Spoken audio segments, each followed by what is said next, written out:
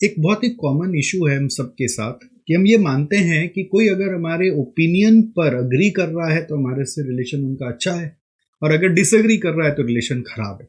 आपके साथ कभी ऐसा हुआ है? कभी घर पे, कभी दोस्तों में? जो आपके हाँ में हाँ मिलाए जरूरी है क्या उसी से आपका रिलेशन अच्छा हो?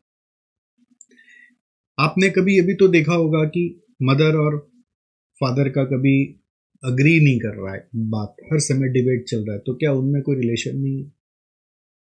हस्बैंड वाइफ में तो बहुत कॉमन चीज है।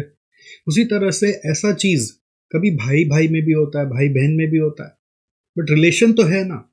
हम सबके साथ एक प्रॉब्लम होती है, जैसे जैसे हम उम्र में बड़े होते हैं हमारी अंडरस्टैंडिंग जो डेवलप हो जाती है, वो अंडरस्टैंडिंग से हम ये समझते हैं कि हमारी जो ओपिनियन आ रही है वो ही राइट है। समझ गए? अगर हमारी ओपिनियन राइट है, अगर आप उसको नहीं मानते हैं, तो हमारे अंदर एक सेल्फ एस्टीम जागता है।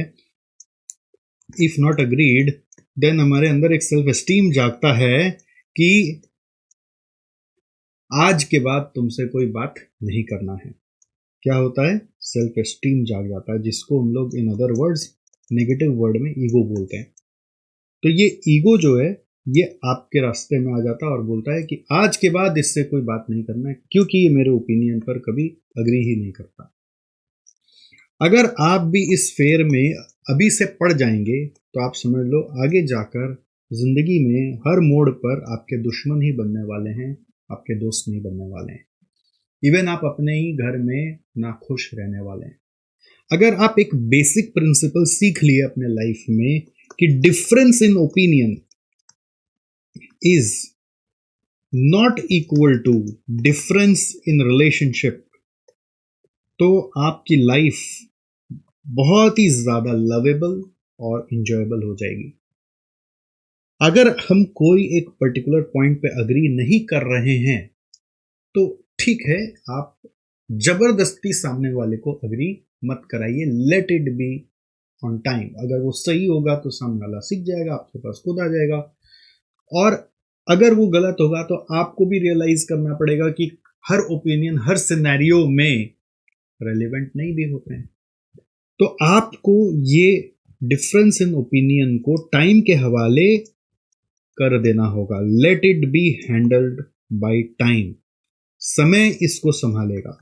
अगर समय ने इसको सही समझा है तो वो सही के दिमाग में बैठा देगा, और गलत समझा है तो आपके दिमाग में भी गलत बैठा सकता है। अगर आप इस पे छोड़ देते हैं तो आपका रिलेशनशिप ऑन रहेगा, हर समय ऑन रहेगा, and you will enjoy the most cherish life ever. But problem हम सबके साथ क्या है? हम ये सोचते हैं difference in opinion is equal to difference in relationship, इसलिए हम लोग रिलेशनशिप को तोड़ो, हटाओ, छोड़ दो, भांगो उसको। और ऐसा आप करोगे तो आप हर समय अकेले ही रह जाओगे। इवन अकेले में भी आप डिस्टर्ब्ड ही रहोगे, खुश नहीं रहोगे। राइट? तो make sure that you start respecting difference in opinion. Means respecting मतलब मान लेना। समझ गए?